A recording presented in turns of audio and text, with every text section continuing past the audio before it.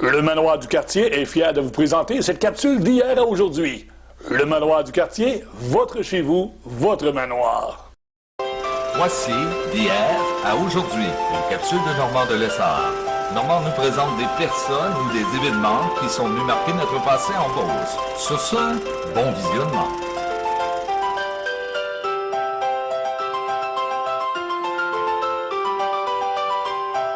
Allô tout le monde, ici Normand de Lessard et bienvenue à une autre capsule d'hier à aujourd'hui. Cette semaine, je vous présente le souper du 25e du Calax de Chaudière-Appalaches. Ça se passe au Club de golf édition 2016. On regarde ce que ça donne. Bon visionnement!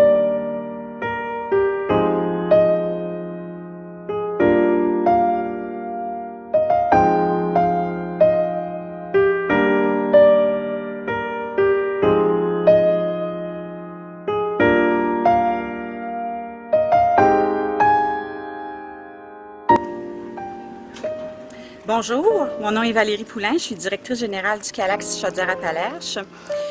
Aujourd'hui, je vous présente un événement qui a eu lieu dans le cadre de notre 25e anniversaire au Club de golf de Saint-Georges le 22 septembre 2016.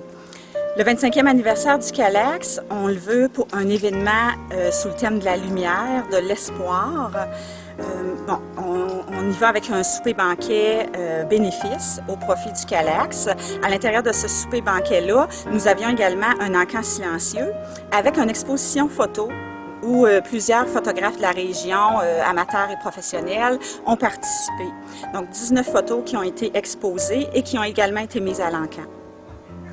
On avait également Laura Couillard, une jeune fille de 14 ans qui a été abusée à l'âge de 7 ans et elle a fait un vibrant témoignage pour nous manifester toute l'aide qu'elle a eue au Calax et en fait ce qu'elle voulait nous dire c'est tout l'espoir qu'on peut avoir malgré une agression sexuelle finalement et qu'il y a moyen de s'en sortir. C'est important de le dire. Elle, ce qu'elle souhaite, c'est aider d'autres personnes, des jeunes comme elle, des femmes aussi ou des jeunes garçons parce qu'au Calax, on aide la clientèle femme, adulte, les enfants, les adolescents et les... Son message qu'elle voulait nous livrer, c'est un message d'espoir, c'est de dire comment c'est important de dénoncer et d'aller chercher de l'aide. Donc, si vous voulez plus d'informations, vous pouvez toujours aller sur notre page web www.calaxca.qc.ca ou encore sur notre page Facebook du Calax Chaudière-Appalaches. C'est avec fierté et toute mon admiration que je vous présente Laura, accompagnée de sa mère, Linda.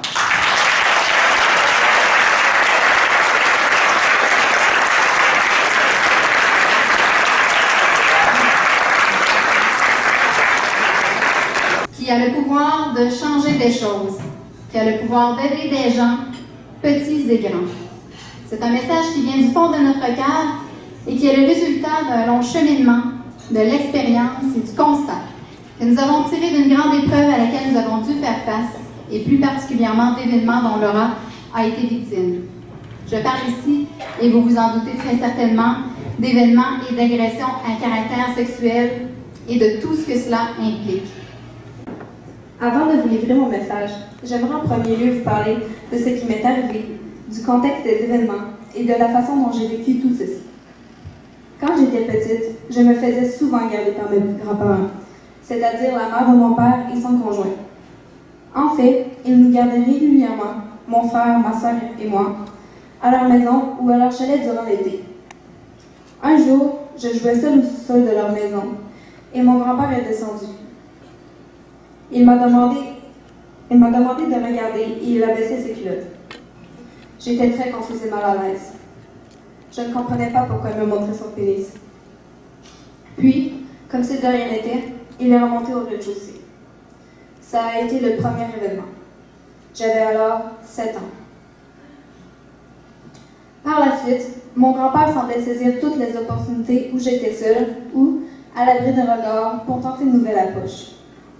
Il ne s'est évidemment pas contenté de me faire regarder.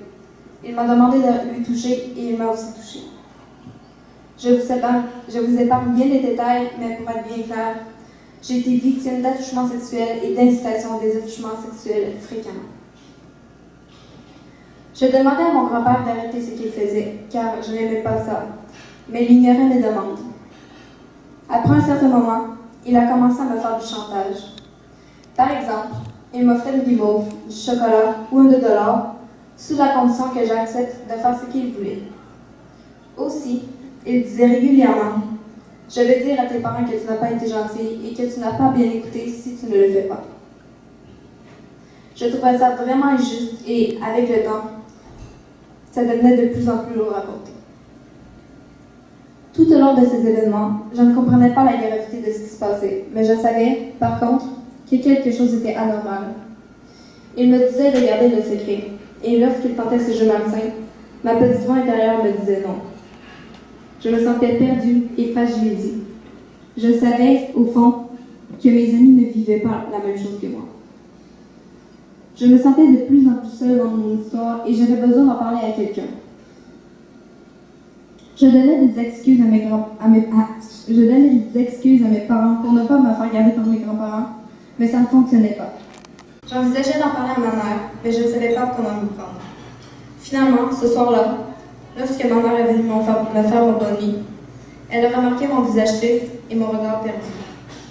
Elle m'a demandé si j'avais quelque chose à lui dire. J'ai tout d'abord hésité, mais en rassemblant mes forces et mon courage, je lui ai dit « Grand-papa me force à faire le sexe ».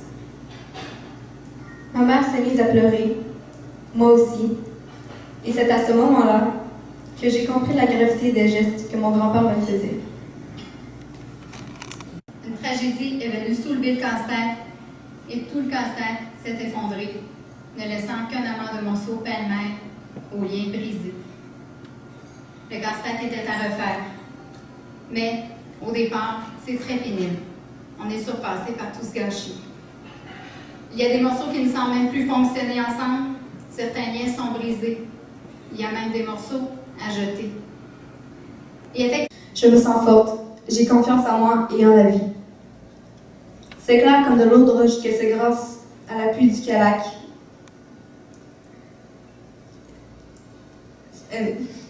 C'est clair comme de l'eau de roche que c'est grâce à l'appui de mes parents et au cheminement que j'ai fait avec le Calac que j'ai pu monter cette épreuve aussi bien et en ressortir grandi.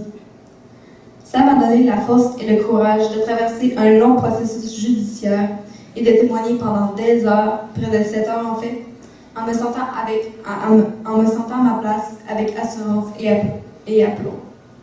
Je me sentais inébranlable. Je crois que l'avocat de la défense a frappé un mur. Ça, c'est tellement vrai. Vraiment. Alors, l'assurance et le sang-froid que Laura a pu démontrer face à la cour, c'était très impressionnant. Et de voir leur Permettre à toutes les victimes d'agressions à caractère sexuel l'espoir d'une vie meilleure. Je veux leur faire comprendre qu'ils n'ont pas à rester victimes toute leur vie. Je veux leur faire comprendre qu'une autre vie est possible. Une vie heureuse et épanouissante. Je parle pour toutes les victimes qu'il y a en ce moment même et qu'il y aura malheureusement. Je parle aussi pour toutes les personnes qui connaissent ou connaîtront une victime. Vu cet angle, je suis certaine que tout le monde ici est concerné. Alors écoutez bien mon message. Pour ce qui est des personnes qui connaissent ou connaîtront une victime, apportez-leur votre soutien, encouragez-les à parler et encouragez-les à aller chercher de l'aide. Les victimes doivent absolument parler. Rassemblez votre courage et brisez le silence.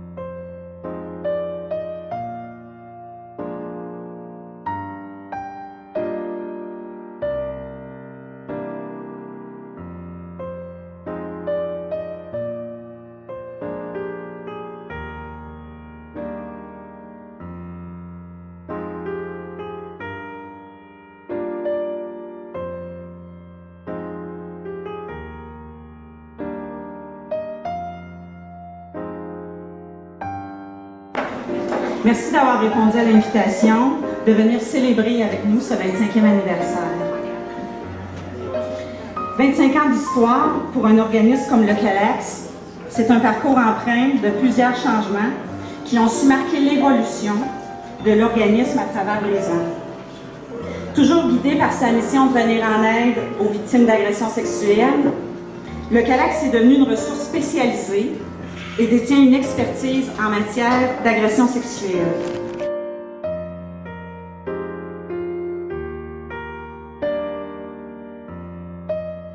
Cette capsule d'hier à aujourd'hui est une gracieuseté du Manoir du Quartier. Le Manoir du Quartier, votre chez vous, votre manoir.